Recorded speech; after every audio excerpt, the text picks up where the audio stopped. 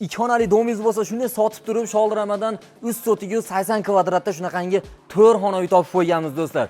O'zingizni o'ylab ko'ring, agar 4-qavat yo 5-qavatli 2 xonali uyda yashayotgan bo'lsangiz, hozir sizga imkoniyatni zo'ri berilyapti. Ko'rib turganingizdek, yo'lda bo'yiga uzoq emas, narxozda svetoforga yetmasdan kirasiz. Telegram kanalimizda lokatsiyani ham qoldiramiz. Bemalol kelib, shu yerda opa bilan savdolashib olishingiz mumkin. Lekin o'zi savdosini ham o'zi ancha pishirib tashladik.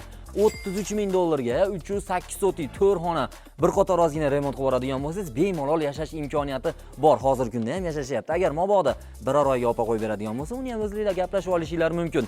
Aloqaga chiqib, Sholdirama atrofidagilarga yoki uyini almashtiraman deganlarga maksimal jo'natib qo'ying. Zo'r narx, o'zingiz o'ylang, 308 33 mingga.